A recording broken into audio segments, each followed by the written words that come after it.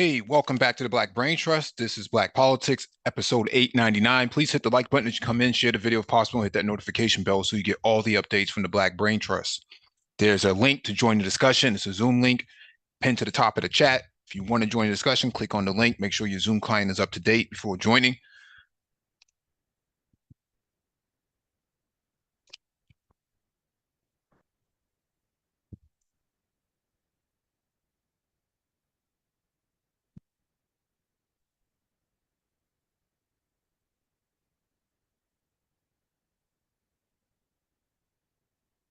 I'm also being co-hosted with my colleague, Man of Tomorrow.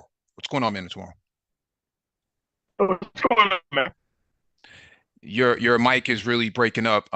You might want to reconnect Oh, or update your client, but it's okay. scratchy. So, um, yeah. So big news. Everybody should have heard by now. If not, you're living under a rock. President Biden is not seeking re-election. Um, there's been a lot of, you know, pontification within the Black manosphere, but across the country as a whole, a lot of people did not anticipate that this was going to happen. Um, there have been rumors that he was going to step down at some point. Nothing was definitive, but here we are right now. I think what's happening here is, between COVID and a lot of Democrats, at least 30 of them who surrounded him, basically stabbing him in his back, um, kind of forced him out. Now, here's the interesting part of this, as everyone should know. Biden did endorse Kamala Harris as the POTUS, um, as the presidential candidate for the DNC convention. So for all these people who said that, she's not electable, she's not going to be able to do anything, she's unlikable, this is not true. At least not for right now. She is the front runner of the party as we speak for right now, July 21st. There are no other candidates being floated against her right now. And so we have to take this into consideration that as we know right now, Kamala Harris is the front runner. I'm also here with my co-host, Nagone 11. What's going on? Hey, Mike. Hey. Everything's going on pretty good. Yeah, you're right. As of right now, Kamala Harris is the candidate. Looks like some of the top people in the party right now have basically endorsed her, and that's kind of where we stand at this point. Um, it does seem as though things have been somewhat arranged, Mhm. but we'll go further on to see whether this is the case or not. But that's what we suspect is actually happening. Some of Mhm. the key players in the party right now are really getting behind her. The Congressional Black Caucus, of course. We saw Clyburn come out and say, he was supporting her. We saw, the most key factor here was Joe Biden himself, the president, has passed the torch over to Kamala, and that's a pretty big endorsement from there as well. So we'll see how things kind of move down the pike here, but that's what we suspect is going to happen, and I don't think we're going to see many changes in that regard coming in the future until the election. I don't think we're going to see any changes there. Yeah, it'll be a few weeks before we hear anything. So, um, at least from a VP standpoint, uh, with all things considered, she actually has been a very good VP. Contrary to what the chauvinists want to say, um, she has been pretty um, pretty international with her politics. She's been at the Munich Security Summit. She's flown to Africa. She's handled the Africa agenda. She's been in the Caribbean, which former president did not do. Um, when you want to talk about climate change and all these sort of left wing ideals, she's pretty much been on the money with a lot of these issues. She's been present, and she hasn't had any real bad gaffes that we can really speak of. And so when you compare vice president to vice president, you think about Mike Pence. No one really can mention what Mike Pence actually did in his during his tenure under the previous administration, primarily because he didn't do anything. If you really think about it, he just didn't do anything. He did what he was told, which was very little. His biggest piece of responsibility was to handle COVID. He was delegated that. He didn't really do anything there either. So I don't know. From a VP standpoint, I would probably say that she has, out of 5 stars, I think she's done pretty well for herself. 4 out of 5 stars in my opinion. I don't think that, and it's still early, right? She hasn't even completed a full tenure yet. So she is pretty much doing everything that a VP should do in more, right? And more. She's been carrying the administration probably the last 9 months or so. I would probably argue she's been carrying it for a full year, based on uh, all the things that have been going on from a geopolitical perspective and from a domestic perspective. She has been handling things pretty well. I know some people want to hold her to like the border, but the border is not necessarily her responsibility. She just showed up there, and I don't think you can really hold her to the border when the responsibility kind of falls at DHS's level, with ICE and CBP and other agencies, other intergovernment agencies, and so she's not necessarily responsible for it, but she has handled it pretty well. And so we got MOT on the panel. What's going on, bro? What's your thoughts on this? Yeah, I mean, my thoughts are is that the personnel who's been keeping up with this stuff, nothing really changes for us.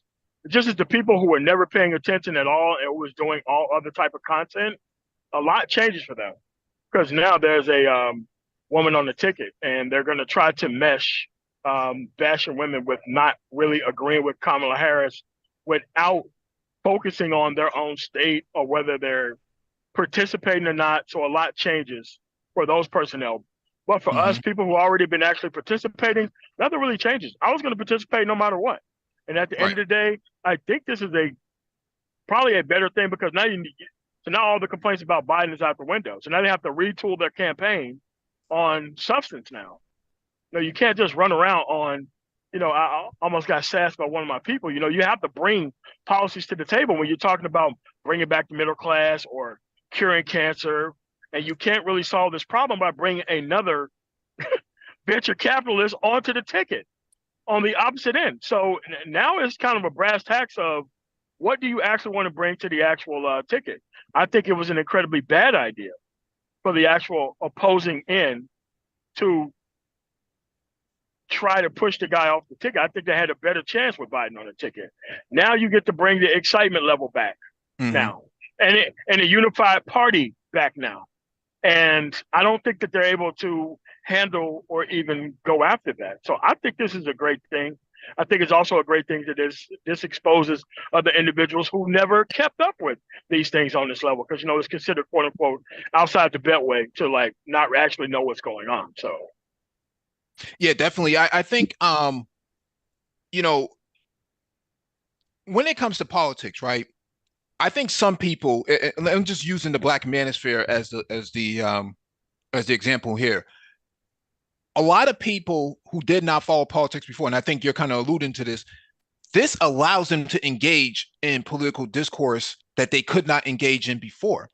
See, when it was about policy, that was not their thing. Now, when it's about ambiguity, when it comes to what is Biden going to do? Is he going to drop out? What was his debate performance like? There's no substance to that, right? You can say anything and you can be right or wrong, and it doesn't really matter. But when it comes to policy, now you have to focus on, what is JD Vance going to do for Ohio? Because Ohio is not a wealthy kingdom, like in every other Democrat state, like we're looking at on the map.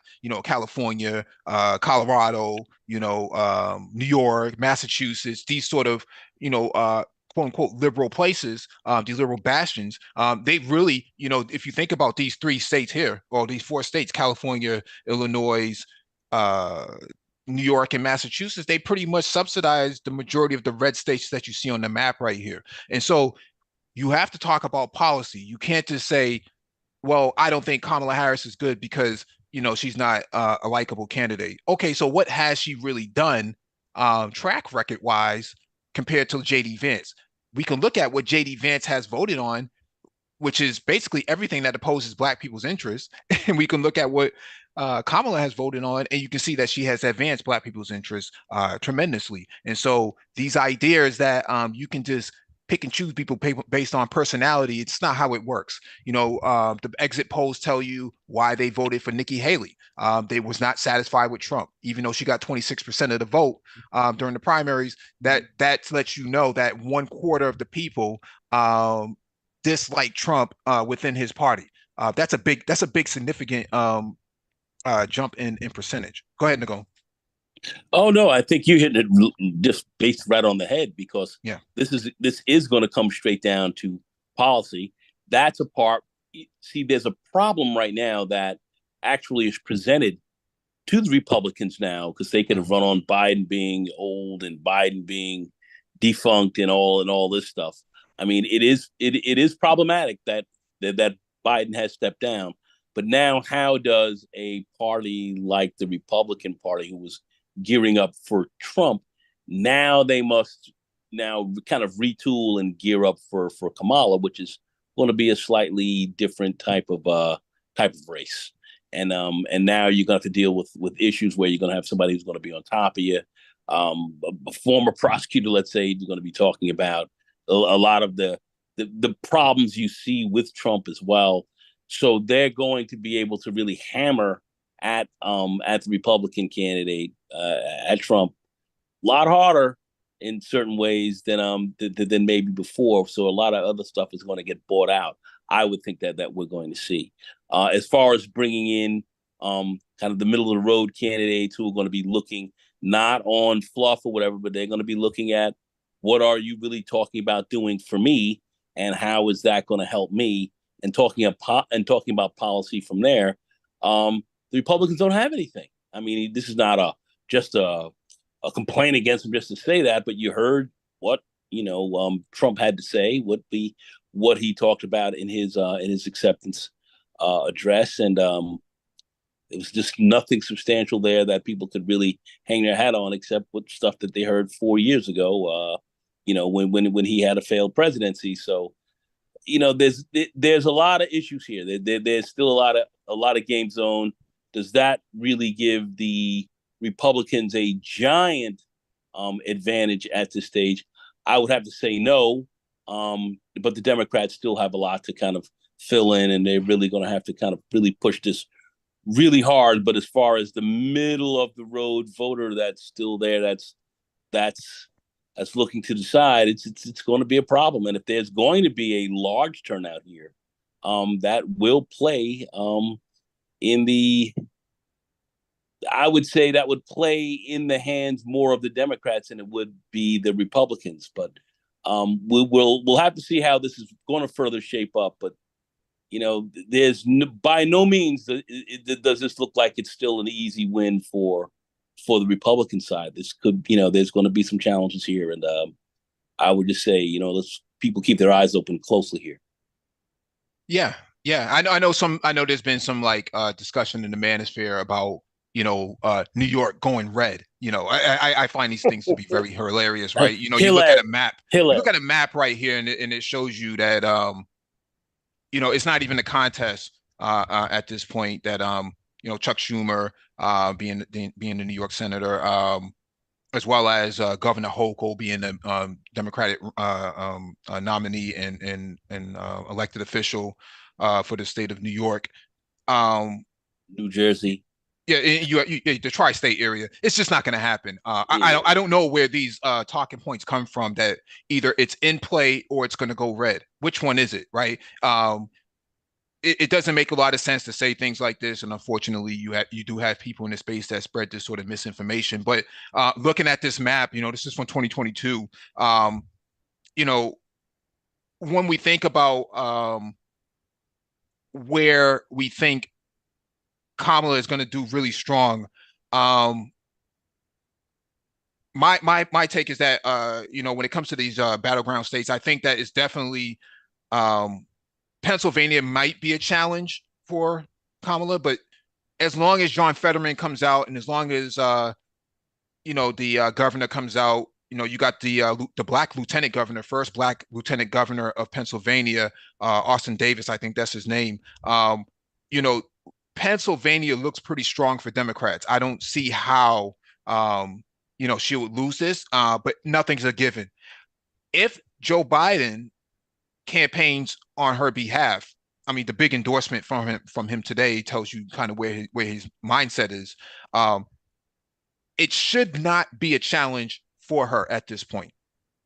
I think Agreed. Joe Biden endorsing her, Joe Biden, being the heartbeat of Scranton, and Fetterman being the Senate there, being the senator from PA, as well as the governor of Pennsylvania. I think they have that pretty locked in right now. For right now, I think before you could have said, it might go red, it might flip. I don't see how it can flip at this point. The numbers are not reflective of it flipping. I could be wrong, but the numbers don't. The numbers just don't reflect that. So Michigan is a bit of a challenge, primarily because there's still a lot of angst against Biden in regards to Gaza, but I don't think that that's the immediate threat. It's not. Yeah, it's not the immediate threat. But when it comes to Wisconsin, that would be the concern. Unless some things have changed since 2022, we know that Milwaukee had its district gerrymandered so that Ron Johnson can win, as we've seen on the map right here. And so, unless something has changed in Wisconsin, he lost by less than 50,000 votes exactly. And so I'm speaking of Mandela Barnes, who was the lieutenant governor of first black lieutenant governor of Wisconsin. This is the 50-50. This can go either way. When we're looking at the numbers right now, 50.4% versus 49.4%. Dems lost by less than 50,000 votes. And so that's where the challenge is right now. Nevada, I'm feeling really, really good about Nevada based on the campaigning that Kamala has been doing out there in Vegas. I think that they've done a pretty good job out there. She's been out there 4 or 5 times in the last month or so, raking in some endorsements and raising some cash out there. Arizona is going to be tricky. Oh yeah, yeah. Arizona's going to be tricky. Biden won that. He flipped that state blue. That's pretty good in 2020, and in 2022 they held the line with Mark Kelly being the Senate nominee. So that's the challenge. How do you get Arizona to stay in your cards? What's your thoughts on that, MLT? I mean, my thoughts is now they have 4 people who can campaign. You can have the former president. Well, the current president's about to step down. He can run the morning shift. Still got Bill Clinton out there. You still got Barack Obama out there. So I don't see these things as being that much of an issue, especially based on who she picks. But like I said, everything's in flux right now because of he stepping down. So all your complaints about Biden are really out the window. And all these undecideds, there's really nothing to be undecided about once he does step down. Like the Gaza thing isn't even being held toward Kamala Harris because it's not her issue. She was not at the top of the ticket. She had no decision-making process throughout the whole thing. So I think this is a good thing. And it's going to end up being a good thing. But as you know, right now, these polls are untrustworthy and they're not meant to be followed. Because remember, it is still early. Most Americans pay attention to this race starting at the end of August, the beginning of actual September. So pretty much around the actual Democratic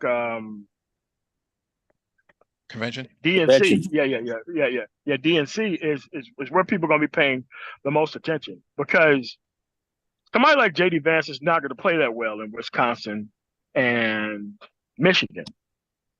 I mean, he brings nothing to the ticket. He's just a clone of Trump. And if you're going to show some type of delineation or distinguishing factor, you got to bring something else to the ticket rather than another corporatist, venture capitalist type of guy who don't care about the working class.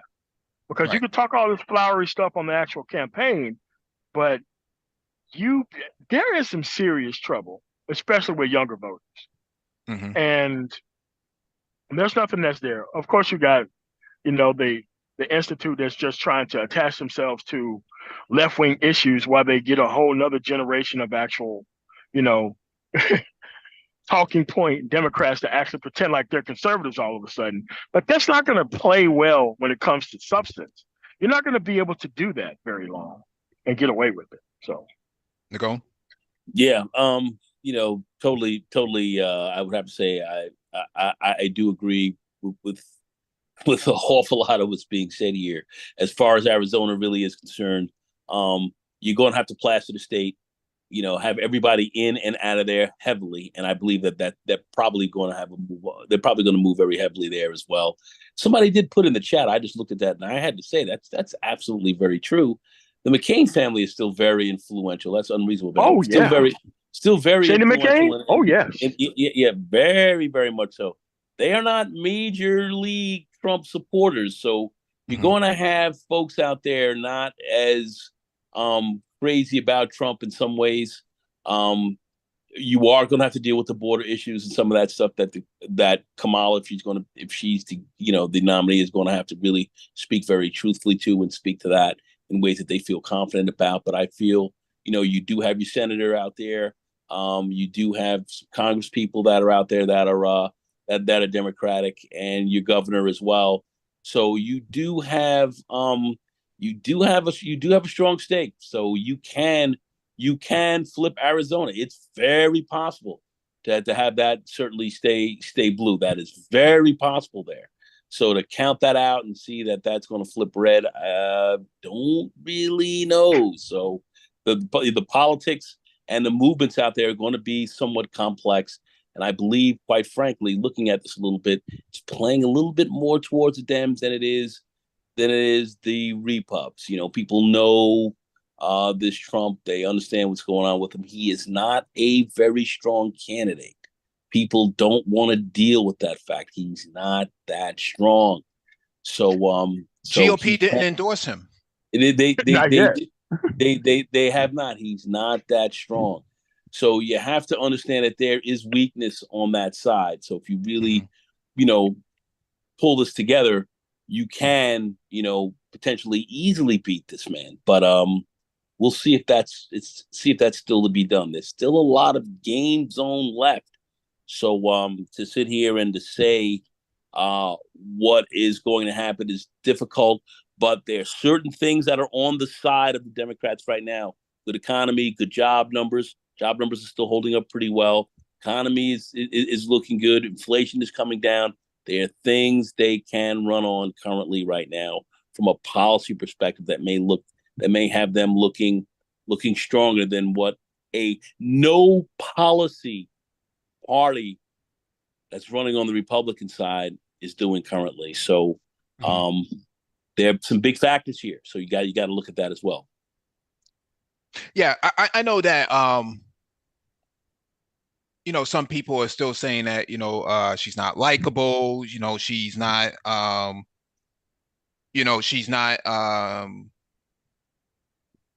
she's not going to do well and things like that. When Trump was in office, right? He saluted generals, foreign generals, which you're not supposed to do. That's part of the protocol as a president. Um, when he held the Bible upside down, there's been a lot of critical gaffes that you're just not supposed to do as a president, right? Things that you should know going into the White House. You should know all these things. Um, and no one ever says that he's not electable. He's no one ever questions his policies. It's like only when it comes to Biden and Kamala, or Joe and Kamala, that the scrutiny over what they're doing is becomes under a microscope, right? This idea that Kamala, she's not going to do very well. I don't think that's the case. Based on her campaign trail right now, the last 90 days or so, she's been doing pretty well. She's raked in a lot of cash. Okay. If you take Kamala off the ticket right now, I can tell you it would be catastrophic for the Democratic Party. Between now and 2028, it would just be catastrophic. Everything would be in chaos. Okay. It'd be like the Big Bang Theory, all these planets forming and all these stars and orbits and things like that, coming into play. That's what the Democratic Party will look like if you were to get her off the ticket. She is probably the only person in the party at this point who can take Trump on head to head and probably knock him down pretty well in the debate and on the campaign trail. I don't see how anyone can argue against this. Who in the Democratic Party can you say that is willing to run for POTUS that's going to be able to take on Trump right now? I don't see any candidates. No one has stepped up. Gavin Newsom has said he's not interested in 2024. Wes Moore has stepped up and said he's not interested in 2024. Gretchen Whitmer basically said, not interested in the ticket right now. Well, I mean, who are we looking to right now? No one is going to step on Kamala Harris's toes at this point. She basically has the party where she needs it. And that's, if the idea was to make Joe Biden step down, they got what they wanted. Now you can't talk about age. Now you can't talk about, stuttering and stammering. Now you can't talk about that anymore. You have to talk about policy, and you have to talk about the candidate that was just endorsed by the president early this morning. That is a huge factor. Right now, I'm not talking about the manosphere guys here and some of these people who were thinking, but for the political strategists and those that I would say are on the side of the Republicans right now, Republican MAGA Trumpists who are moving that campaign. This throws a monkey wrench. Definitely throws a monkey wrench in the works. Now they've got to shift on the fly and move in this direction where they could say go for weaknesses that they really saw with Biden and really take advantage of those. That's not there now. Right. Now they have to play a whole new shift game. Now they've got to shift where, quite frankly, they are vulnerable, exceedingly vulnerable right now, where they have huge vulnerabilities with the Republican Party, huge vulnerabilities that the Democrats can ostensibly take advantage of. So this changes the field. This just changes the field immensely. And this could be very difficult for them to make this transition, especially with the caliber and quantity of candidate that they have currently.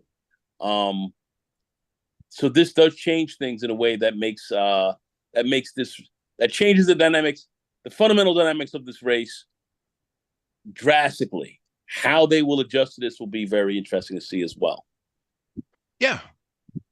Let me put something up really quickly. Well, let me get a word in, Mike, real quick. It's just that the Republican Party has never been held to the responsibility of talking about substance. Right. They've never been able to do that. Like they have treated the truth and the actual facts and the statistics over time as an advertisable position. Now, the Republican Party will spend lots of money to sway media hirings and everything else behind the scenes. It's just that the Democratic Party or even things for working class people, they don't really suit the media all that well. Because all those dudes are millionaires. They really don't care about working class people's issues either. So for them, this is a change for them too, because now they have to cover things in a certain way. Because now you can't, like I said, talk about all those things. And the same thing goes with the with the reclining Negroes of the Ottoman Empire. Same thing for them.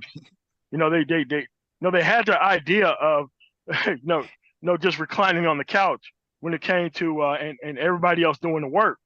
So now you got a black woman that's the head of the actual ticket, and now you still want to keep reclining further and further back. I mean, it just doesn't matter. You might as well turn that recliner into a hideaway bed.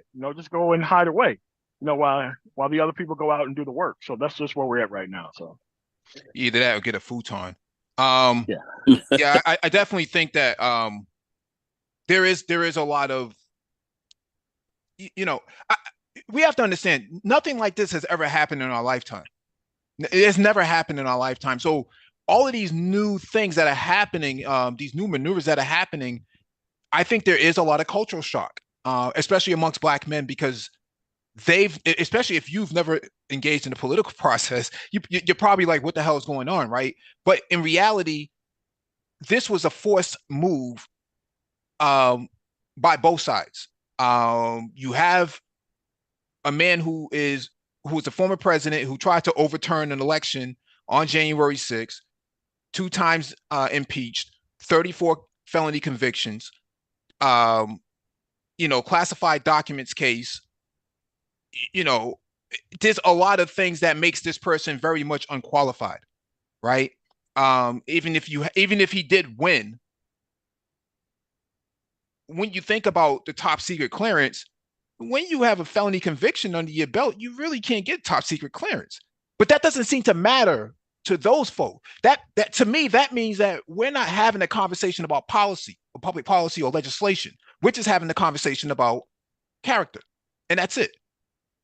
And we know from the last administration, all of the bumbling around that he did, all of the members within his cabinet who left prematurely all said the same thing. Hey, this White House is upside down. No one ever says he's not qualified to run. No one ever said he's not qualified to hold the office. They still are saying, hey, I'm still going to vote for this guy in 2024. That means that you're not really interested in public policy and legislation. That means you're not really interested in the economy. You can't be interested in the economy because he ran the economy pretty poorly. Despite the fact that inflation was down, he inherited a good economy from Obama, and then he handed the bad economy to Biden, which is what you're dealing with right now, right? $8.7 trillion spent within 4 years, and no one knows where the money is.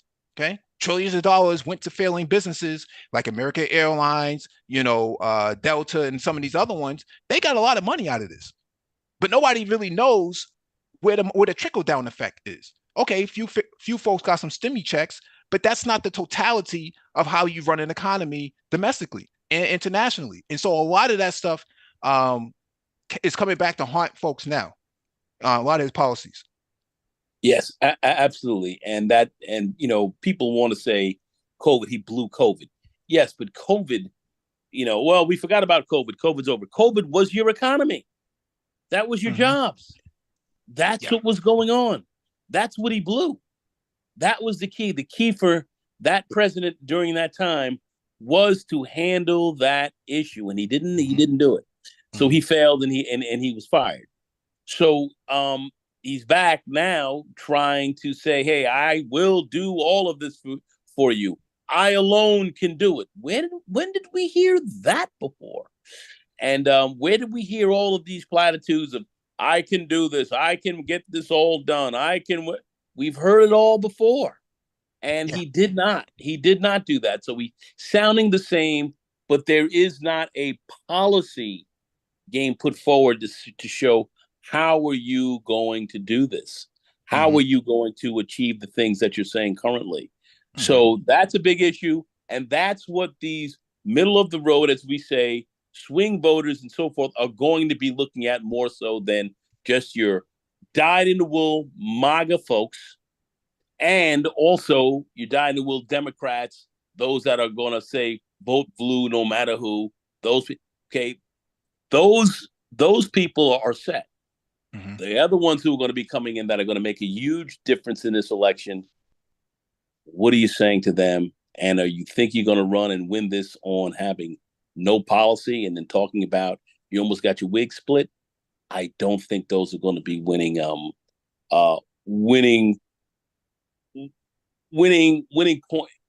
points. That's not going to. I think that's going to work for now, though. I think that's going to work all the way up into the Democratic to the DNC. I think that talking point is going to work after the DNC.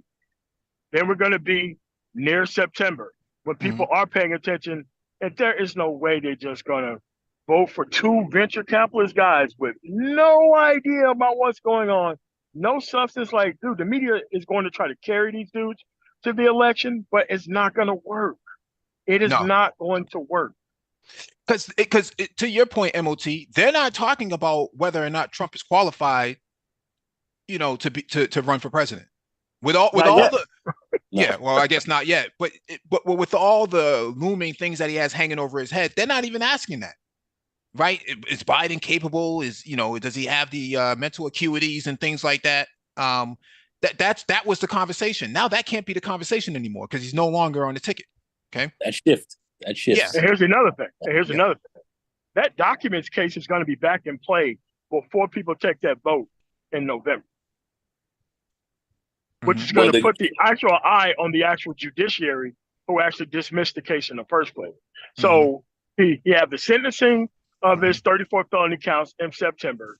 And then he's going to have in October, which is going to be the October surprise, that the documents case is going to come back. The intelligence community is going to come out. They're going to have to come out and say that this guy cannot be president. Yeah. He cannot be president. Cannot. And in the New York case, he was judged by a jury of his peers. Okay. Those are people. Those are Trump supporters. That's exactly correct. And what people don't want to talk about, which, I mean, people may think this is past, but 200, literally 200 potential jurors were basically dismissed. We're dismissed. They said we did not want to have too many liberal people on this because then people could say it was just a liberal panel. And a lot of people didn't look at how many people literally were knocked off and knocked out of there. So they went more to the conservative side than they did to the liberal side to make sure that they got a true jury of their peers to decide this. And that's what they came up with. And then you have people walking around saying, oh, he's going to win, New York, like you said before, Mike, or Jersey, and just all this other craziness. It's just people are just running their mouths. No one's looking at where the real numbers are, where people are really going to be looking at making a decision in this election. This is going to be a very important one. People understand it. 2025, we want to talk about that very quickly, bring that out. And that's going to be not even so much of a policy piece, but this is something that actually Trump is kind of backing away from a little bit, at least out front, saying that he doesn't want to jump on that. But, here's a platform for them gaining power, but doesn't really talk about how they're really going to benefit people from a standpoint of everyday living, turning on your lights, buying your food, getting electricity, all these type of things. None of these guys are really talking anything about that. And that's the real problem. That's where I see the Republicans really weak and having some real big issues here. And we can talk about whether he's qualified and everything like that, of which I don't believe that he is, but getting into the real basics of what we're talking about here politically, they're not standing on a very strong foot right now at all. What's interesting is when we talk about policy, those Republican conservative controlled states are the ones that are doing the worst, right, in terms of the economy and whatnot. And it's always been the case, right? This has nothing to do with Biden. They were always doing poorly. When you think about, Ohio, Tennessee, Georgia, Alabama, South Carolina, these are some of the worst, Arkansas, these are some of the worst states for Black people to be. Yeah. I just didn't highlight on the map, but these are some of the worst performing states. A lot of their problems have nothing to do with Biden and Harris, and even Harris now. There's no way for you to pin a bad economy in your state that's on this map on Biden and Harris. These are Republican-controlled states from the mansion all the way down to the lower house. They're just poorly run, and nobody ever says, what are Republicans' policies to solve any issue? Their idea is to just, have minimal government in Washington, but that's not the solution. That's not the solution, because when Trump was in office, these states were poor too back then. So the idea that getting Democrats out of office, and especially Kamala for that matter, that's not going to solve your issue. That's not going to solve your issue. And we have yet to hear any sort of policy-based discussions, whether it's Trump obviously he hasn't run any sort of real conversations about that, and JD Vance really hasn't run any real conversations about that at all. You know, all of his track record doesn't point to anything logistically feasible, if not actionable at all. It's just, I don't know what people think they're voting on at the end of the day. No, It doesn't make any sense. it just said, Mike, that the two different parties have two different things that they have to bring to the table. Yeah. The actual Democratic Party have to solve all black people's issues, while nobody actually asked the Republican Party to do anything. The Republican Party just could bring some bogus level of masculinity to the actual party. I mean, we're dealing with self-esteem based voters here who don't base anything off policy. They base everything off feelings and actual culture. While Right. while one party has to bring all the actual things to the table, the other party clearly doesn't. And I think after these years go on, you're going to have a shrinking and more shrinking pool of people who's going to be part of the Ottoman Empire, the reclining Negroes of the Ottoman Empire, expecting the Democratic Party to do everything for them, where they ask the Republicans for nothing. Right. I mean, I think every election cycle is going to become more and more clear. And after this Trump thing is over with, they're not going to be part of the Republican Party because the self-esteem based thing isn't going to be over there anymore. And there's Yep. nobody over there that's going to replace Trump on that in that side. So Yeah. Yeah, let me go over this really quickly. Just over the fact sheet. Biden-Harris administration kicks off Infrastructure Week by highlighting historic results spurred by President Biden's Investing in America agenda. Um, Let me zoom in on this really quickly. To date, the administration has announced nearly $454 billion in bipartisan infrastructure law funding, including over 56,000 specific projects and awards across 4,500 communities in all 50 states, DC, the territories, and for tribes. To highlight the wide-ranging impact of the bipartisan infrastructure law, the White House has released an updated map showcasing more than 56,000 projects and awards that are identified or now underway. So here's what we do know. Launched improvements on over 165,000 miles of road and launched over 99,400 bridge repair projects, making our roadways safer and reconnecting communities across the country. Delivered funding for over 450 port and waterway projects to strengthen supply chains, speed up the movement of goods, lower costs, and reduce greenhouse gas emissions. Deployed investment in over 300 airport terminal projects to modernize and expand terminals, over 100 which are under construction or complete. Launch over 4,100 projects to help communities build resilience to threats such as impacts of climate change and cyber attacks. Financed over 1,400 drinking water and wastewater projects across the country. Deployed funding that will help replace up to 1.7 million toxic lead pipes. Remove hazardous fuel material for nearly 15 million acres of land through the infrastructure law and other sources to protect communities from wildfires.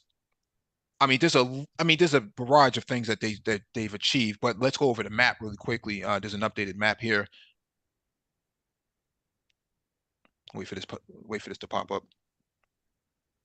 Yeah, a lot of these projects are happening in conservative states. yes, but the conservatives take credit for it when it happens after they vote against it, and so now you have to spend so much more quote unquote advertising dollars to cover that is what happened, rather versus the actual media who actually need to be fact checking this information and putting it out there. Like I said, the truth is an advertisable position that they make the general public actually pay for. Yeah.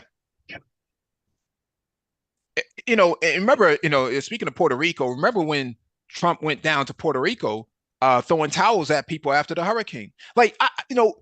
People talk about likability and things like that, but it doesn't make any sense when you have somebody who governs the way that he governs. It doesn't make any sense. He's hugging up on Putin. I don't think that it was the Russians who interfered in the elections in 2016. I spoke to Putin. He's a good man. Bro, you realize that those are your adversaries over there. The national security people in the Beltway were looking at this guy as if something's not right here, something's not adding up, and so he fashions himself as being just as powerful as those guys over there, but he doesn't really understand public policy and foreign policy and um, how to govern. He just doesn't know. He's completely inept in these areas. And I'm not saying this to slander him. I'm saying his track record speaks pretty clearly as to how he would manage a whole entire country as powerful as the United States. Okay, it's not something you want to play games with. It's a machine that has to keep running, and if you don't keep the machine running and it breaks down, everybody is going to feel it, including the Russians. Okay, the reverberation is going to be felt everywhere. And based on how he tried to run the country the first time, I don't know why anybody, especially a black man, I don't know why a black man would want to support that sort of administration, especially after seeing what happened the first time. I'm not saying who you should vote for. I'm just trying to understand the context and why black men would want to support that over what we're looking at here on this map right here. Okay. Because he had 40 years, he being Trump, had 4 years to do all of this, and he did nothing. It had nothing to do with the pandemic. He came into office, and the first thing he did was stop reversing all of Obama's policies. Okay. He was supposed to have an 8-hour, 9-hour, or 12-hour conversation for transfer of power. According to the Obama administration, they said it barely lasted 3 hours. He just yada yada yada his way through everything in regards to what you need to know going into the White House in January 2017. Okay, and he didn't want to hear what Obama had to say. He didn't care about the administration. He just basically yada yada his way through it. And unfortunately, that's how he governed. He yada yada his way through the administration through his tenure, and you ended up with a lot of inflation at the end of it. He basically handed a toxic environment or a toxic economy over to Biden, and now people are like, well, Biden needs to do something about inflation. Well, in reality, he did. He had something called the American Rescue Plan. He had the Inflation Reduction Act. He had the infrastructure bill. He did a lot of things that you're not giving him credit for. And then you're saying, well, I don't think that he's electable. I don't think Kamala's electable. Okay, so who's electable then? It doesn't seem to me that you really care about public policy and legislation, because that's not what people are voting on for Trump. He's not actually, promising anything. What is he going to do? Well, we're going to close the border. I don't think the border I don't think that the border is the immediate issue here. We know that Biden has come out and pushed his more hardline security package for the border in terms of what he wants to do with it. So it can't be the border, and you can't say it's the economy, because we looked at gas prices, we looked at food prices. You're not really paying that much more than what you were paying before. To say that, well, I'm going to vote for Trump because he's going to solve the economy. He didn't solve the economy the first time. So how is he going to solve it the second time? And also, there's another thing that people don't get. If the Republican Congress have done nothing for 2 years, what is a Republican administration going to do in the next 4 years? Right. No one has even talked about the Republican Congress haven't done anything. It's almost like they don't even concentrate on the fact that the legislative intentions of this party is already in charge right now. And you can't point to any accomplishments that they've done right now. So why would it change all of a sudden if you put a Republican administration in there? When was the last time where we had a bad economy where you put a Republican administration in there and they solved other issues? The issues that an actual Republican administrative does is destroys the actual economy that the Democrats have to come and fix. Yes, he was handed a good economy by Obama. His decision-making process and handing the whole treasury over to corporate America. Now the inflation came on to Biden. First 2 years of Dems being in charge of control, got that under control. How was they rewarded? They was rewarded by a Republican Congress who did absolutely nothing. So now to do this hamstrung and only get the runoff of 4 years, 2 years of actual legislative sessions to actually help. Well, the Republicans are not held anywhere responsible for the 4 years of the previous administration and a good economy handed off to them. And people just keep forgetting that the Republicans are in charge now. It's almost like you can't win, and these uninformed, misinformed people get to come in here and pretend like, well, you know what? I just don't know what's going on. I just don't feel any good about what's happening. It's like, dude, you wasn't voting before. You're not voting now. You didn't know what was going on before. You don't know what's going on now. So why are we even having this conversation for the most part? Yeah, and I'm pointing this out, and I'll go to go next. I'm pointing this out on this right-hand side where it says manufacturing in the future.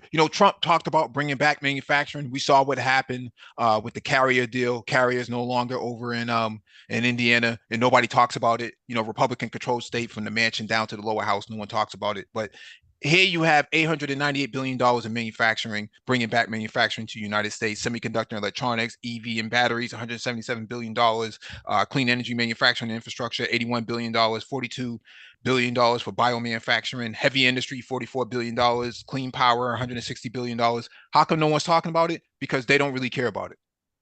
That's the conclusion I can come to, is that people just don't really care about public policy on that side. And so they like the RNC convention for now because it's a bull run. It's a bull run on conservative ideals and values up until this morning when Biden says I'm going to gracefully bow out and make Kamala my VP, the nominee, endorse her. And so now the airwaves have, the thunder has been stolen from a lot of these folks. And so now they can't talk about what they did last week. And you don't want to talk about what happened last week because if we start going over what happened last week, you're in trouble. Okay. Yeah. All these people that were on stage have some kind of past criminal conviction. Everybody wants to talk about the 94 crime bill, but nobody wants to talk about all those criminals sitting on stage. Okay. Whether it's Amber Rose, Hulk Hogan, Mike. No, I shouldn't say Mike Pompeo, but what's the other guy? Especially the Graham guy, the evangelical guy. Like, come on. Yeah. All these people up there, Kid Rock, and this actual attitude toward the Black American. Like, come on, dude. Like, what are we talking about? Yeah. No one's talking about that though. The Republican Party today is no longer the GOP. It's a cartel. It's a political cartel. Okay, it's a political syndicate. There is no real policy coming out of it. It's just blustering on and bloviating on stage about things that they don't like about this country, that they can't change themselves because they don't necessarily have the gravitas to change it, nor do they have the public policy and understanding to actually change it. And so they come up with something like Project 2025, where Trump himself is trying to distance himself from it, when in fact, in order to understand Project 2025, you have to look at it from a state-by-state level. You can look at what's going on in Florida under DeSantis, and you can see all the draconian policies that are going on there from a state level. That's what they want to do on a national scene. And if they tried to push something like that, you could potentially see a breaking apart of the United States. A lot of folks are not going to tolerate that from a democratic standpoint. They just won't tolerate certain things, such as arresting women for their reproductive rights in blue states when they're coming from red states. If they fly there, you can kind of use the Fugitive Act to bring them back, to have them arrested, through some kind of bounty program or something like that. It's just ridiculous ideas that they have. But that's what's going on. And people, it's like, yeah, if it comes down between Kamala versus, the other guy, then I'm gonna have to go with the other guy. And I'm scratching my head. I'm like, where's the substance here? What are we talking about here? But that's the thing. We have to bring the substance while they bring the nonsense, and then the popularity people in the middle have to choose a side. It's like, man, I ain't got time for that. Yeah. Yeah, I just want to bring this up as well, because a lot of people say that Trump funded HBCUs. That's just not true. Okay, what you're looking at right here is the HBCU caucus. Okay, bipartisan caucus, um, run by Alma Adams. Okay, the HBCU caucus was the ones who came up with the HBCU funding under the Trump administration, and Trump took credit for it. Um, what's happening here is that people don't even know that these caucuses even exist because they don't necessarily follow the politic all that closely. But they actually try to say that Trump, with the whiff of a pen, just signed it all off. In reality, he didn't sign anything.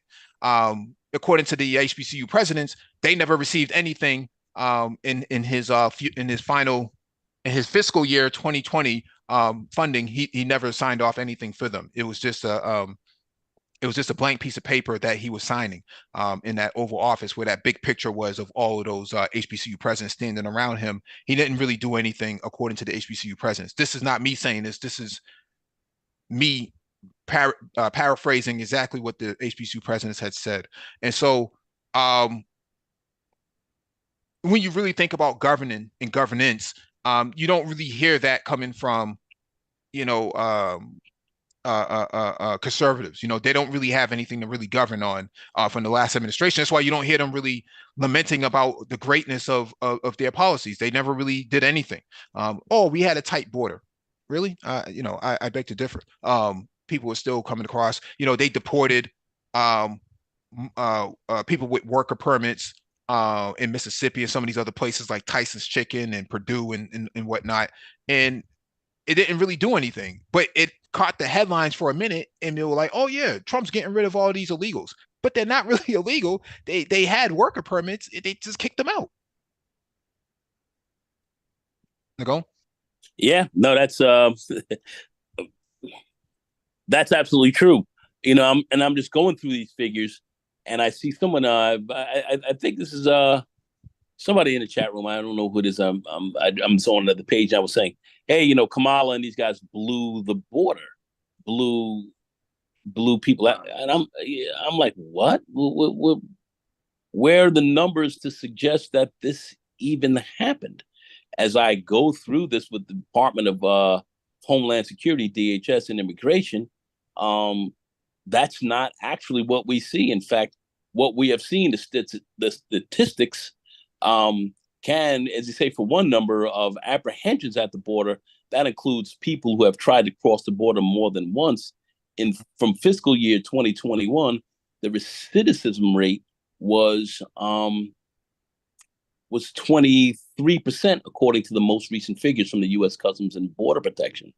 And that is down 7% from actually almost equal from fiscal 2019, which was prior to COVID-19.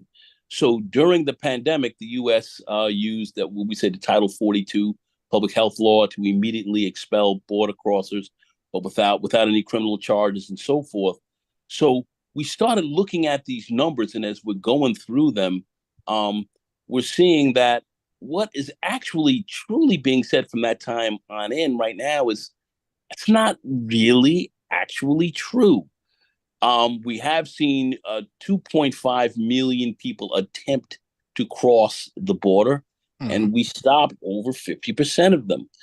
So I'm just trying to figure out where is all this she failed at the border, and out of 6.5 million encounters by CBP, 2.5 million have been released into the U.S. with notices to appear, and these are some people who've already come over and have come back and come over again, and other classifications such as parole and so forth. So the people who have there are certainly people who have crossed the border by evading authorities, but DHS estimated that 660,000 getaways or unlawful entries in 2021. The agency said that this was actually a number that was actually, in fact, a bit lower than what we saw in 2019. So it's kind of crazy. So the numbers aren't basically what they're saying are the numbers that we saw in the Trump administration were not were essentially almost the same or a bit lower in the Biden administration. So what we are looking at, and this is factcheck.org, and we're looking at, and this is from the DHS. It's not saying that. So the border game is almost, it's becoming somewhat what I can see with all the figures, bit of a political football. And I wanted MOT and I to go over that at a later time, where we can really get into these numbers in a lot more depth, because it tells a different story than really what's being pushed. So right now, what we can see from a standpoint of of of Biden and what his policies were, in fact, even with Trump and them even trying to get in the way, they've actually been able to hold the border pretty steady and actually kept numbers down a little bit lower than what he did, and certainly Obama did a better job as well. So um, I can't really accept that. Looking at the numbers that I, of course, am looking at and studying from the DHS and Homeland Security and the Department of Immigration, going right to the sources. So I'm not going to any right wing sites or many blogospheres or anything else like that, but going to the sources. We're not seeing it. So I just want to say that very quickly and just put that out there so we can at least kind of get that a little bit balanced, and look at what our real issues are. And is this going to be the key issue in the race? I don't see that, but let's make sure that we're also right on what the numbers are looking like, and kind of how the Democrats, in fact, can actually counter some of this misinformation that may be put out here to derail them a bit, of which, by the numbers, the Republicans don't have the numbers to do it. I mean, as far as the figures to say what they're trying to say. So, okay, Mike, go ahead. No. This is what I mean by. Go ahead, MLT. Right. This is what I mean by we have the burden of proof, while they have the burden of uninformed ignorance and asking questions from that standpoint. So we have to spend triple the amount of time in a conversation to explain what they don't know, while they just throw things out there and just move on to the next subject. So when you have a lack of panel moderation and everybody not being held to the same standard of actually bringing information to the table, it creates this actual information whirlwind where we have to keep bringing people up to speed while they come to the conversation with nothing, leave with everything. And the moment you bring them up to speed, they disagree with you anyway. It's like, what are we doing here? Really quickly, potential VP pick, Andy Beshear out of Kentucky, Pritzker from Illinois, Governor Cooper from North Carolina, Shapiro out of Pennsylvania, Mark Kelly out of Arizona, Warnock out of Georgia. Oh, this is being floated, right? Warnock on a ticket is a very, very interesting perspective. Oh my God. Because remember, a lot of people don't know this and don't realize that if it wasn't for Stacey Abrams in 2020, she delivered 2 U.S. senators in a red state and the presidency to the Dems. She changed the whole trajectory of the campaign. I don't think people really understand this. One legislative cycle. Yeah. One legislative cycle. Yeah. So a lot of people are like, oh, Stacey Abrams, she didn't do too well. Yeah, she's in a red state that she's not supposed to do too well, for one. And number two, she's a female trying to run for governor, a black female trying to run for governor. That's never been done in American history. Okay. If she had won, she would have made American history by leaps and bounds, like things that we have never seen, by ways we've never seen before. Things would have been funded so differently when she there. She would have been there too. It would have been an economic explosion for Georgia. Yeah.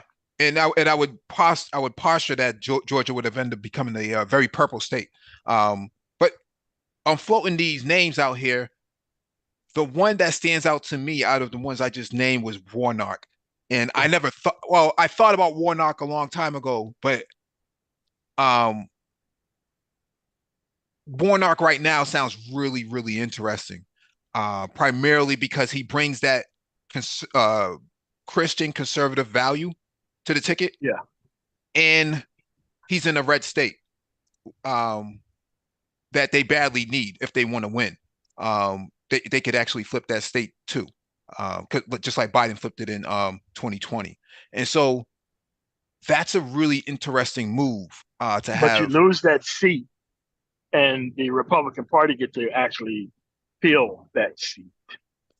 Only if Dems don't have a strategy for Warnock, because Warnock would be still um, in that seat until 2026. If he leaves for the vice presidency, the Yeah. actual governor gets to replace that seat. I wouldn't mess around with that. I wouldn't. I mean, it's a good pick, but damn, I wish he was in another state.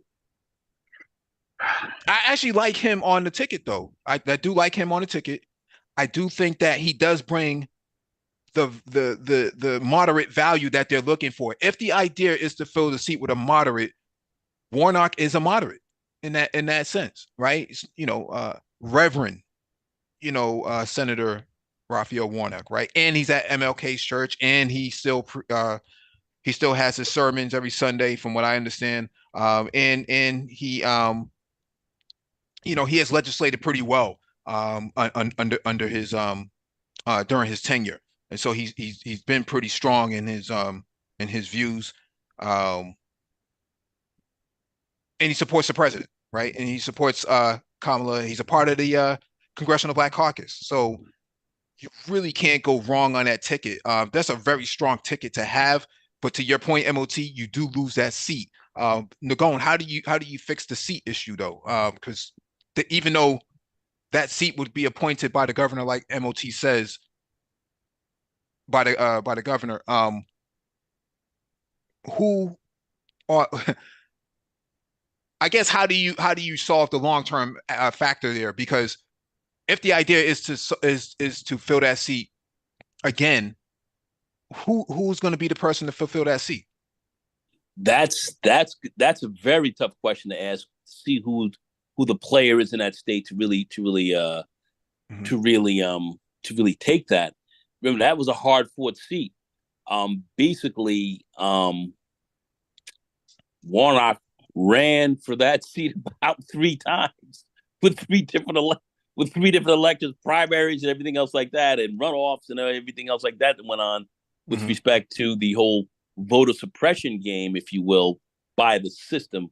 That's what runoffs are really all about, are to really try to get people not to vote again for a candidate, and suppress the votes there. So they had a lot of issues as far as that was concerned. That was a difficult one. So that was a hard fought seat. That Keisha Lance uh, Bottoms. it's a possibility she can do that. Um, She's a special advisor right now to the administration. it, that that's a possibility that she can certainly run that. Can they get the people out again to really run and really? I mean, can you get the people out again to jump out there and support another candidate to hold on to Warnock's seat that way? It's that's that's going to be Mike. That's a tough one. Have I really fully thought through this one to look at how that was going? I was a part of that campaign. We raised a lot of money for him, and we got him in there. Mhm. Um, do I think he should actually run for the Veep spot right now? Between you and I would say no. I think he should hang there. Look at 2028. Let's get a. I really feel personally. I mean, I'll say this out front. If you're gonna run somebody for VP right now, it's got to be a somewhat of a white male centrist. That's going to appeal to a certain Mhm. uh, demographic of voter right now. Have them preferably a little bit younger. Um, not gay. Okay, not gay, but straight family guy, and Mhm. kind of running from that perspective. I think Warnock there is very interesting, but do I think that's further winning tickets? Me knowing America as I know is too black, too much blackness. Yeah. You know, I don't. I'm sorry to call it out that way, but that's But that is a moonshot, though. That is a moonshot. That's a big moonshot because there's a reason why Keisha Lance Bottoms stepped down from that mayoral, position she had in Atlanta, and go work for the Biden administration. There's a long-term play for her. Right. Now, where she fits in now that is the real question. But a Warnock on a ticket means they get everything that they're looking for. They get the progressive in Kamala, and they get the moderate in Warnock. And yeah, you do lose that seat, but that's not the short term that does hurt, but the long term you do go to 2028 in a strong position. And you pretty much send a message to everybody else that the Congressional Black Caucus is in full charge right now of the Democratic Party. Well, Now, the Democrat, mhm. I would say the Democratic Caucus right now is in full play here right now, and Yeah. that's and that's being clearly shown, because they're the ones who are really backing up Kamala quite heavily, and that's really what's keeping a lot of people in line currently. Let's keep that. Let's not be ignorant of that fact. I'm not saying that we are ignorant of that, but certainly let's call that out. Sacrificing that seat and moving that, Mike, for me, as I don't know, I don't know, I don't. Unless you have a full, I don't unless know. you have a full long-term strategy of how you're going to, and I imagine that the DNC does have a long-term strategy. They have to have it. I mean, that's their job. They would have to figure all this out, and they would have to, because quiet as Kemp is not going to stay in that mansion beyond where he is right now. I think Yeah, that Kemp is going to make a play for 2028. yeah, He's the last of the GOP as we know it yeah. today, and he's the most viable within the party from a GOP standpoint. Now the party's been taken over by MAGA, but I don't think that Kemp is going to go out, just as a governor. I think that guy is going to go for the gold. When you think about Hot Wheels in Texas, he's not going anywhere. He's no FDR. Just because he's in a wheelchair doesn't give him any credibility at this point.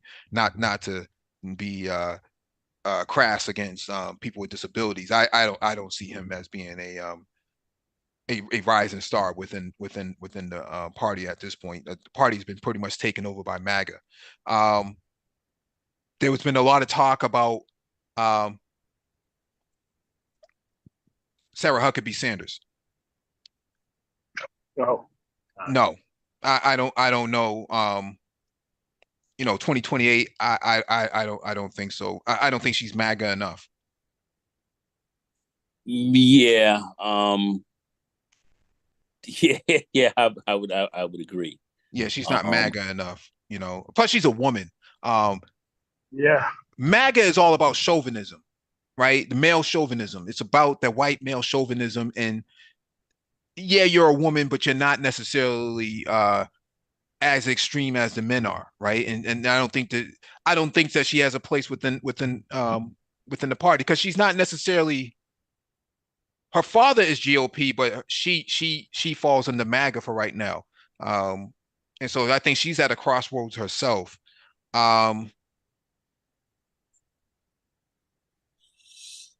well, Kristi Noem. What do you think is going to happen with Kristi Noem in the 2028 um I don't know. POTUS run? Yeah, I don't know. yeah. I don't know. Kristi Noem's got some. Oh boy, she's carrying some duffel bags right now. I don't know. I don't know. I don't know how that's going to shape out. Though she could potentially pull things out. But what we have to look at also is that, let's say just for argument's sake, that let's say Kamala and then whoever Veep is, they come out and they win this election. All right. MAGA's it's not going to be, you're not going to see Trump at the head of the ticket anymore after that. You're not going to see him running at the head of the party per se from that perspective. So MAGA's going to change. there's going to be some changes going on inside of the Republican Party itself that are going to be interesting to see.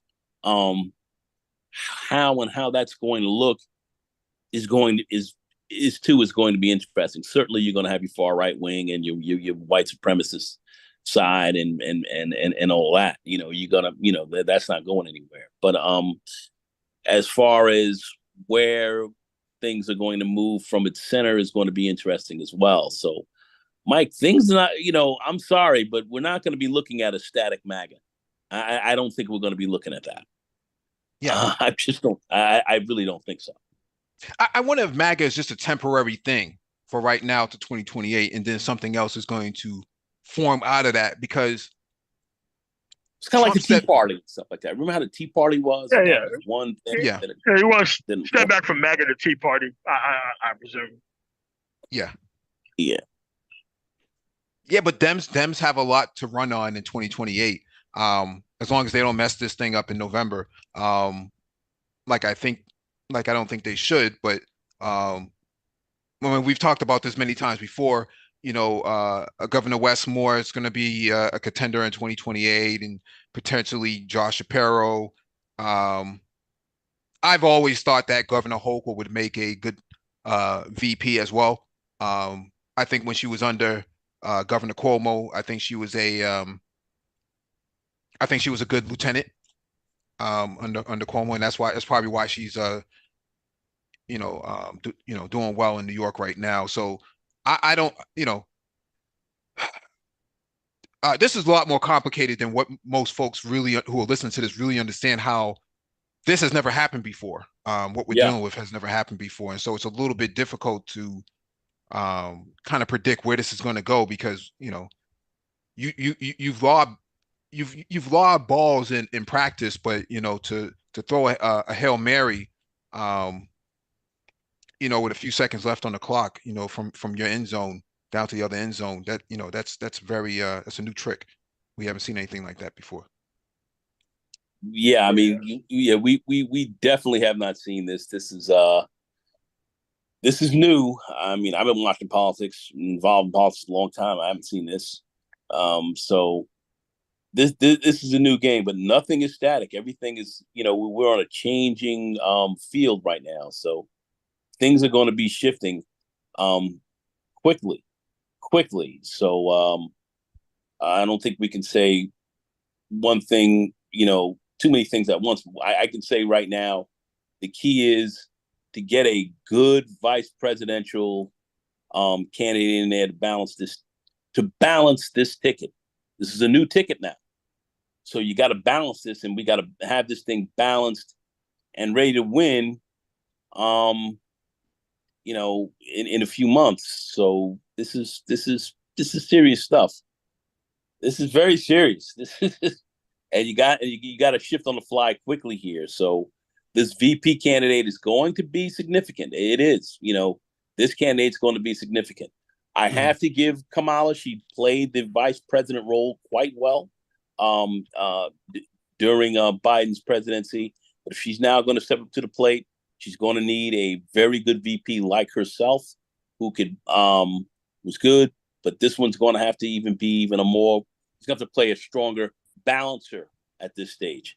That's why right now, I am not interested in seeing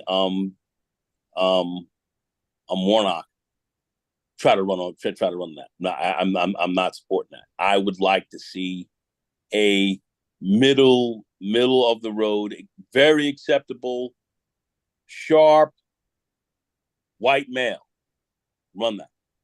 Party's not really feeling that right now, Nagone. You think so?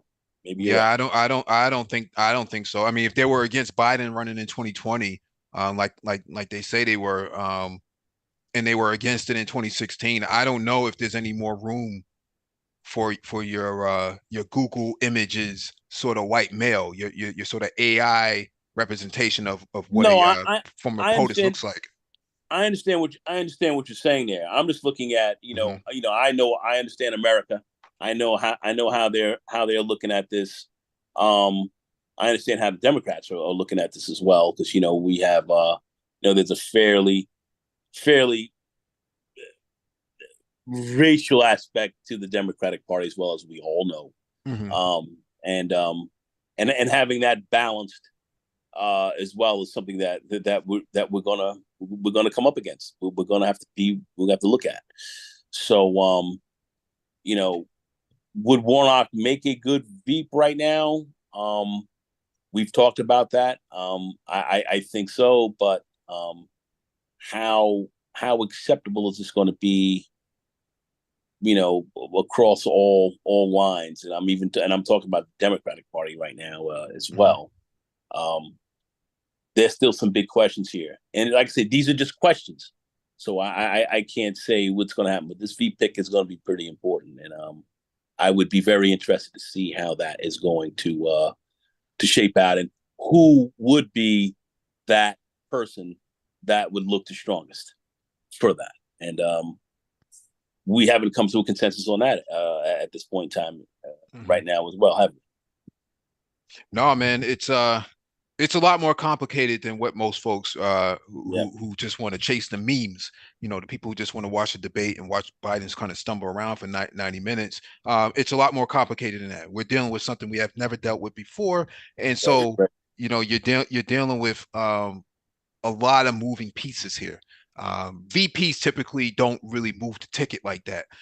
They tried to run a female on the ticket in 2008 under McCain, and that didn't work out too well for them. And so their party was not all that receptive to having a Sarah Palin, a governor, on the ticket like her. I mean, I don't know. I don't know what the litmus test for for Republicans was back then and what it is now.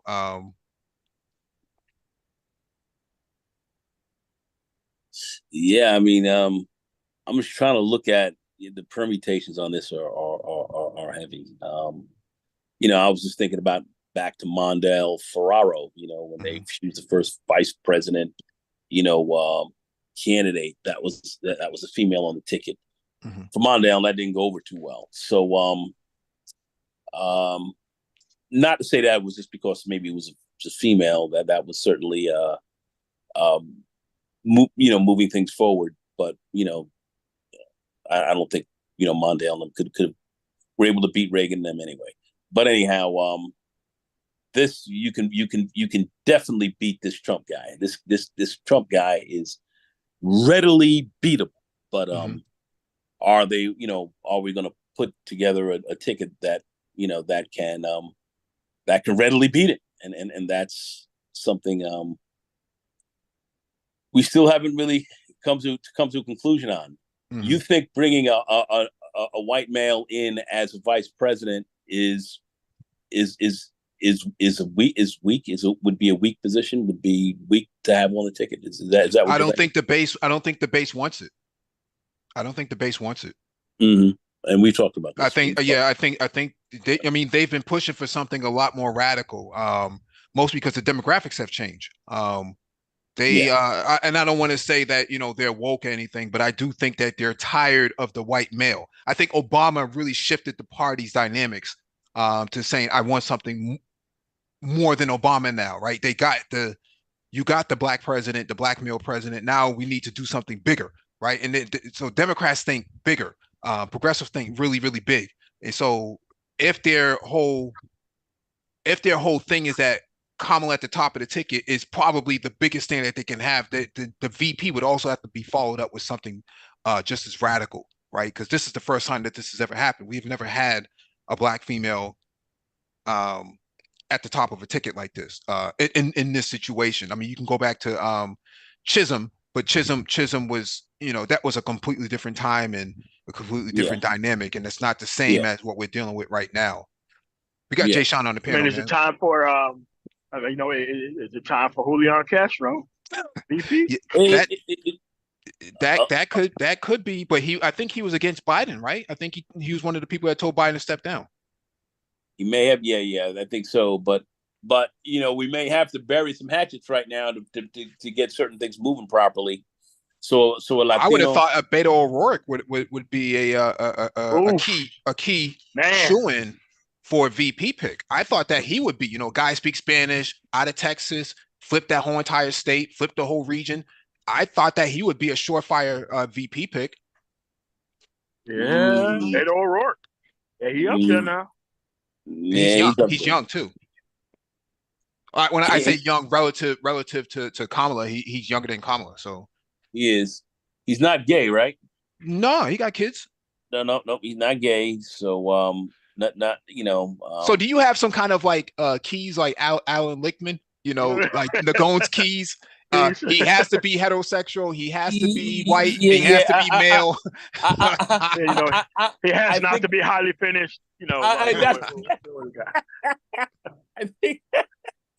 I think as he definitely can't be highly finished, but as of right now, yeah, I'm kind of thinking a little bit more because I'm thinking having Kamala at the top is pretty radical. This is a radical change. This is radical. This is and having an LGBTQ person as Veep and all that. That may no. Party's not ready. Yeah, party's not ready. Yeah. You know what I mean? That could be a real issue. So, we have to look at. I always look at balancing tickets when we look at why Biden is here in the first place. Biden was here because Obama needed a balancer. He needed somebody with foreign policy experience. He sat on a foreign policy, foreign affairs, foreign affairs committee. Finance. More conservative, Catholic. He played more to the center right than center left. He played more to that, and that's what they really wanted to have people to kind of come in on, and that's and even though Obama himself was transformational, that ticket worked. It worked. So it worked twice. And not only twice, but it helped to bring Biden into the presidency. It was what it was. So we have to look at the political realities of what we are dealing with and where the nation is. You got to get a good sense of that. And and if you overstep or go a bridge too far on that, you will lose. This is a difficult situation we're in right now. I am not comfortable with the top of the ticket, the president, stepping down. History tells us that when that tends to happen, and you bring somebody else in the middle of a presidential election and have another candidate come in there or somebody else challenge inside the party, you lose. Okay, maybe the dynamics here are a bit different. So okay, I'll go with that, but you can't go too far outside of those parameters. You can't go too far outside of that, and dealing with a candidate that may be a bit too radical as well from what we have at the top of the ticket could be a bridge too far. Those are my concerns. Am I 100% correct about this or not? No, I would just say, hey, listen, I'm a student of history. I've seen what's gone on, and we want to stick within certain parameters. I think to play it more safely, and that's difficult to say. I think we're going to have to play it a little safer. Yeah. Let's go to Jay Shine. What's going on, Jay Shine? What's up, family? What's going on? Jay, what's going on, bro? Speaking to your mic. Can you hear me? It sounds like you're in a barrel. Hold on, man. I don't know what's going on. Maybe the scope of a rifle. I don't know. Give me 1 second. I'll be right back. All right. Yeah, while Jay Shine gets his stuff together. VP wise, I think Beto O'Rourke is a great candidate. If not Warnock.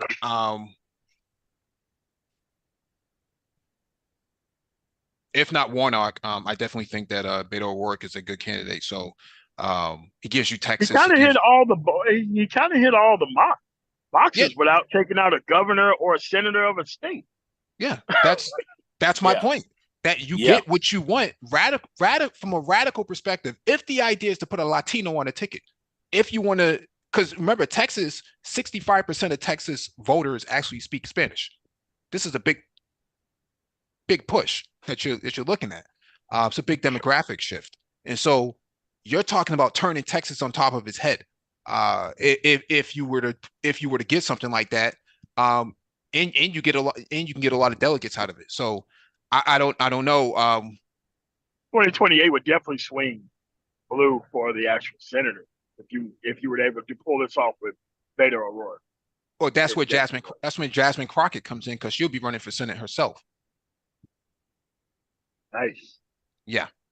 So Dems have a lot of tricks up their sleeve, a lot of aces, and so I think that they can, if they can get their ish together, man. I think that there's a lot of opportunity that's going to come out of this whole entire thing. Let's go, Jay Sean. How about now? Can you guys hear me? It's doable. Go ahead. Okay. Now I just want to give my 2 cents. I love the commentary. You know, I rock with you guys heavy. Yep. Glad you guys are talking about this. My feelings on this is, and actually, before I even say that, I think this election is very, very important for Black men and Black people. What will come with a Republican federal government next year will be horrific, and I don't even know if we can recover from it. Given the new dynamics of the country, it's one thing when the country was primarily white and Black, right? But if certain changes are made and certain policies are put in place to undercut, programs for Black businesses, Black home owning, all types of things that we need, government jobs, things that we depend on, things that actually keep us somewhat stable. If that stuff gets taken away, and it can, based on what I'm seeing working with white males right now, and what I have been seeing working with white males for the last, I don't know what, 14, 15, 16 years since Barack was in office, and then when Trump came in, seeing the things that they're doing, and they're daring people to sue. The hiring actions, the discrimination, outright discrimination in the offices that are going on right now. This is stuff that Black people are really dealing with. I had a conversation with a 4-star general, a brother named John Williams. He's a USO commander. He's outgoing. He's leaving this summer. I had a conversation with him, and I also had a conversation with a high-ranking brother who's a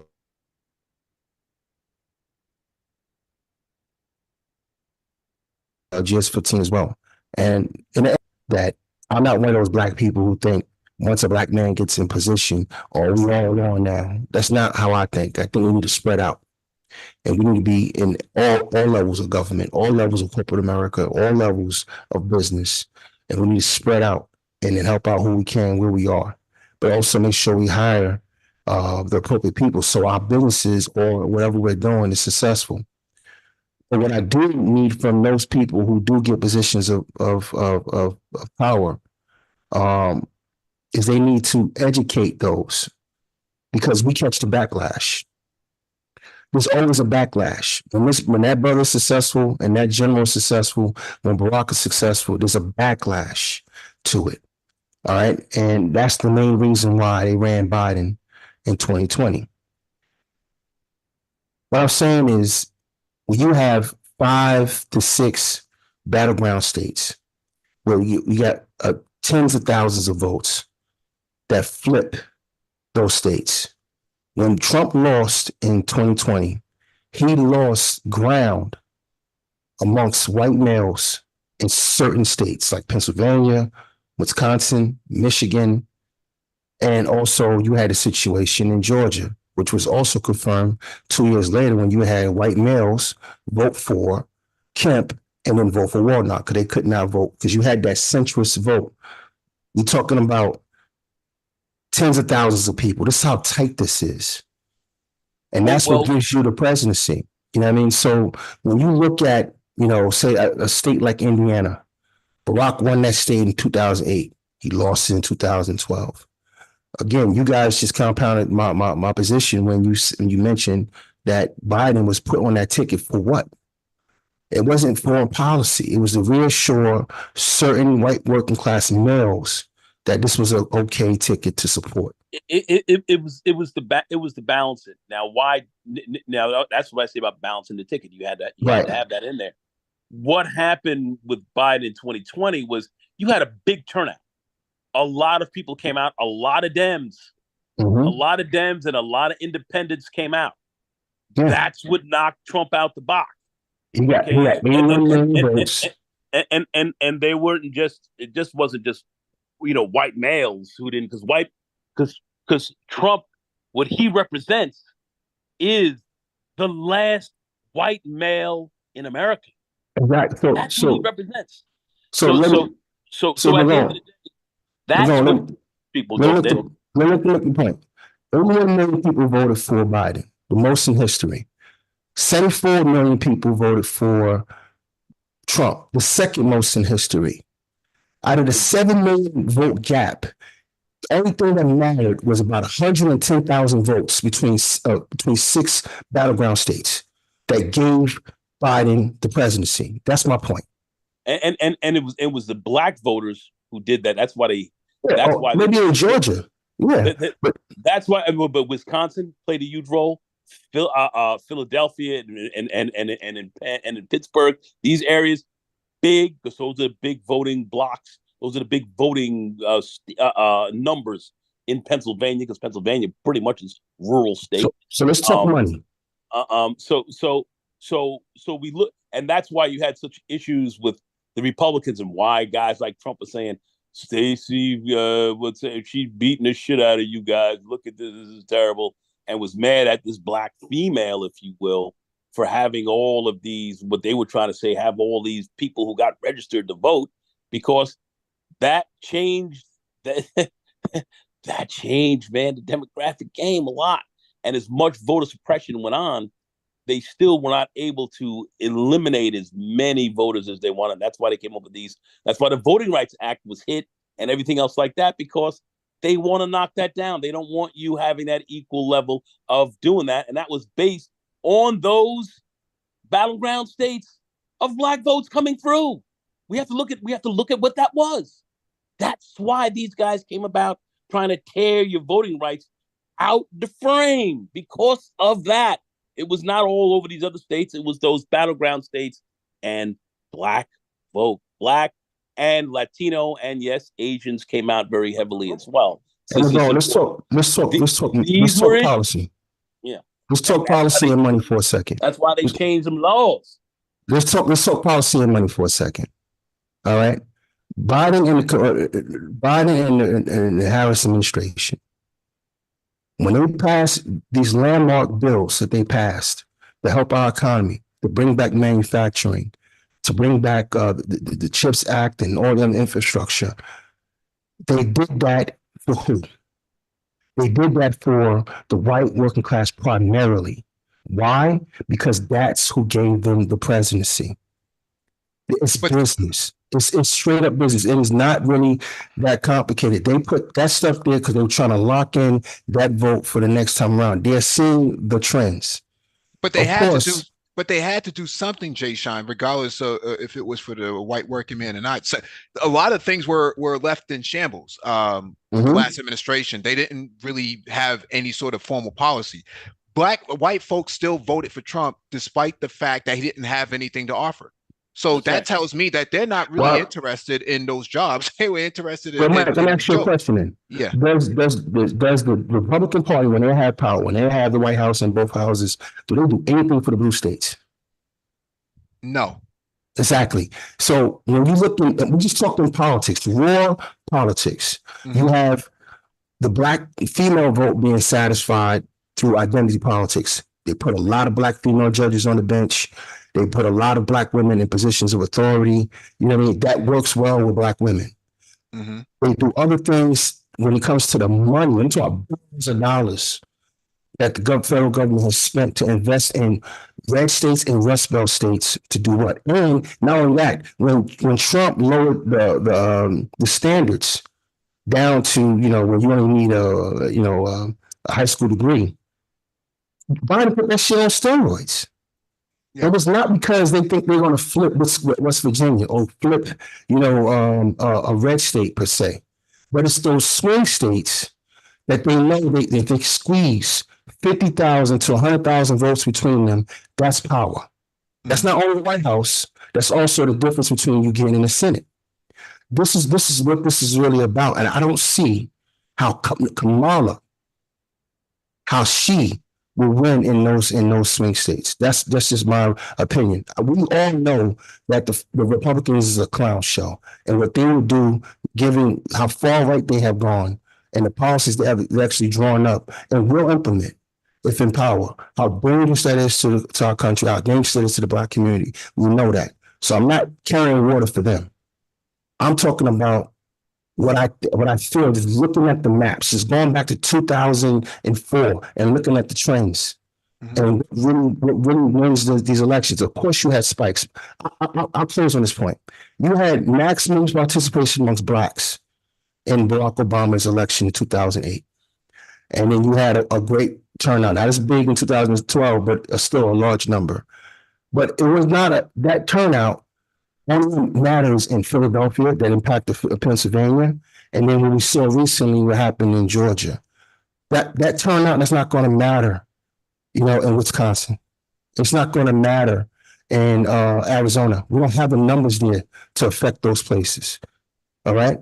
But the center right or the center left white male or female does. And that's why the administration, their policies have been catered to them for the last 4 years. Well, you have to look at it. Why did these guys get into changing with the Voting Rights Act and jimmying the votes and doing a lot of voter suppression, which is a huge factor, and it's going to be huge in this race as well. Yeah. You can count on that. Why did they do that? Because precisely scientifically, they've looked at it and said, the white male vote cannot win you an election today. Can't do it. That demographic has been nullified from the standpoint of that is the demographic that's going to win it for you. It is not. They crushed those numbers in 2008 after Obama had one. They crushed those numbers and understood that. So they understand that the white male vote is not the winning vote. You're going to have to either get more people from other areas to kind of come in and vote with you, or you gotta suppress it. Or you gotta suppress those votes. And that's what we're dealing with. And that's what the Republican Party is literally shitting themselves over at this stage. Exactly. Here's the thing. The Democratic Party depends on coalitions more than the Republicans do. All right. So going back to Barack Obama, winning Indiana in 2008 and North Carolina, but then in 2012, losing Indiana and losing North Carolina. All right. So he won the presidency by a closer margin than against Romney than he did against McCain. All right. The bottom line is that's the actual trend. We've never seen anything like Trump before. Trump has activated first-time voters in his states. What I'm saying is this: when you look at the numbers from 2020, and everybody's like, you got the naysayers out there, the doubters, right? The ones that keep saying the election was a fraud and it was stolen, all those idiots, right? And you're like, well, how did Biden get so many votes? Well, the question is, how did Trump get so many votes? The reason is because they ran up the numbers in their own territories. Example, Trump ran up the numbers in Alabama.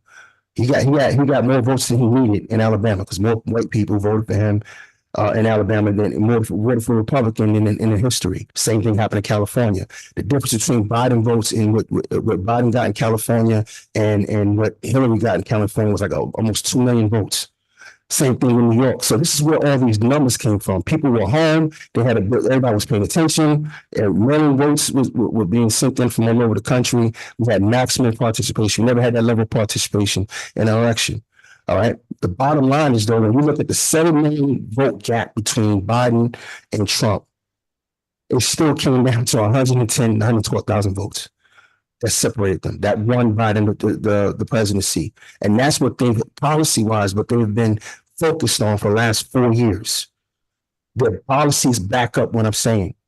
They're pinpointed those people, trying to keep those people in bed with the Democrats, trying to maintain that coalition because that's what they need to beat them on the electoral college. Because this is not a popularity vote. This is an electoral college vote. They have to win certain states, and that's it. You know what I mean? Now, if Florida was in play like it used to be, then maybe they wouldn't have to do that. But that wasn't the case. So they pinpointed red states and Rust Belt states to try to maintain those numbers. The electoral college vote is going to be, you everybody knows now, anybody who's running or knows or studies politics just a little bit, you don't even have to be that on top of it, but knows that it's the EC vote that's going to win it for you. So, but still, you have to look at every state that is going, because they all have their weighted votes, and the major battleground states are critical. Yeah. Those are critical. If you F any one of those up or you don't win them, you're going to lose. Period. Right. And that's why I would suggest that's how that is. And when we're saying, as far as we're looking at numbers are concerned, that's why the Republicans have tried to crack-a-rig the system so you cannot get the amount of votes that you need to get in these areas, because they can't outvote you. Okay, if there's a high voter turnout in this election, there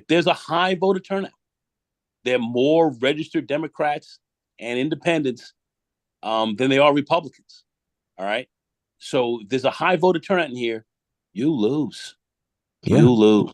The name of the game is to keep the numbers down if you can. Now that's where we're really at with this. That's interesting.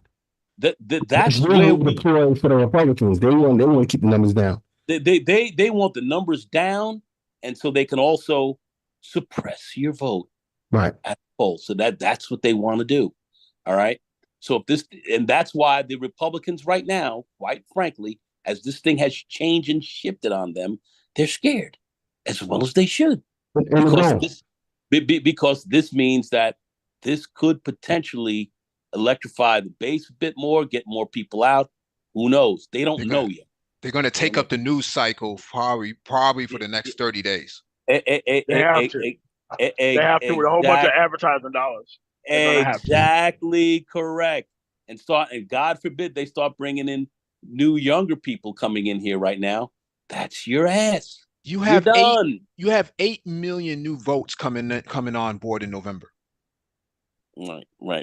Close to 8 million. Right. Close to 8 million coming on. So you younger voters come of age? Yeah. Gotcha. Yeah. The ones who could not vote in 2020 will. The only question I have for you, Mike, is where are those votes coming from? What states? Most of your blue states, but a lot of times when folks go to college and they have to vote in that state, that's where you're going to start to see major turnout, places like Wisconsin, because of those big universities that allow you to vote on campus. And so that's the fear. Yeah, Michigan too. And so they're going to be a lot of those college votes that's going to turn out if they can get the deal done with Israel. I imagine that's going to be all wrapped up and taken care of by September. I don't see them. I would imagine that they would have to close the gap on that from a policy perspective. They would have to come up. Well, actually, Biden already said they have a deal on the table, so that's already done. So I think that's. I think he met with Yahoo this weekend. Yeah, I think that's already been put to rest now. So that's one obstacle out of the way. The other one will probably be the border. I think that obstacle has already been taken care of as well. So he doesn't have a whole lot of major setbacks that's going to, or a lot of major obstacles that's going to set him back between now and September. That's going to impact him or impact Kamala on the ticket. And so she's already called for a ceasefire months ago, and so she deviated from Biden too. So she can speak for herself in some of these areas. Right. So I mean, and you have to understand the ground is shifting every day. Anybody sitting here thinking this thing is static and you can count on something, you're wrong. You're gonna have to sit back and be able to shift on the fly out here quickly. So there's a lot going on. There's a lot going on here right now. I don't like the fact that Biden left out of there. So that lets me know that his COVID and everything else like that is a little worse then they're saying so he's not really capable of really carrying on this campaign. Mhm. So now things have shifted, and Kamala and these people are going to go after Trump savagely. They're going to go after him, and go for all of his bleeding wounds, and they're going to try to open him up massively. So this is going to be kind of interesting. But if they can continue to expand their base right now, if they can continue to expand the base right now in this race, it's a wrap for the Democrats, and the Republicans will lose. But they can't do that. With this terrible candidate that they have this terrible candidate. Yeah, they have a horrible candidate, and these people are still willing. These people are still willing to vote for him. See, the merits. That can win. They blown past the margins on merits. Mm-hmm. They don't care about the merits no more. No. We know we're not dealing with a normal situation. What's happening right now? That's why I was talking about the workforce. What we're dealing with is black men inside the workforce right now. We're seeing it every day. We're seeing a white male that's they see white Wakanda. They see the white town opening. They see a chance to get white Wakanda. This is real. White nationalism, Christian nationalism, these are movements, and they don't give a damn who brings it. They don't care if it's an idiot like Trump. They see he's just a means to an end for them. This is how organized. This is how intentional these people are. Again, if those 8 million new votes come along and they're in California, they're in Texas, they're in New York, they're in Illinois, that's not what the battlegrounds are.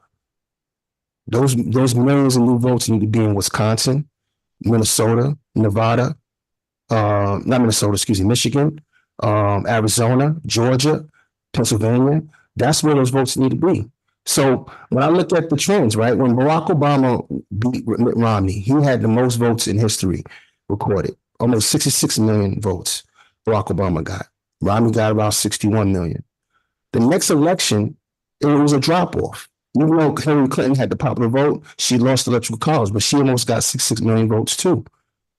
And we already talked about what happened in 2020. It matters where the votes are.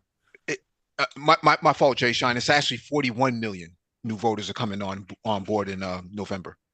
Okay, great. And my position is still the same. It matters where the votes are. Yeah. If those votes are not in those battleground states, then they mute. Just like the 7 million votes that Biden got on Trump in the last election. They mute. They don't matter. They're where they are. Yeah, they're in the key battleground states. So yeah, they're in the key battleground states. Yeah, they're in the key battleground states right now. So this is going to be very interesting. It's going to change it. It's going to change the dynamics. And 18 to 27 is the largest demographic right now.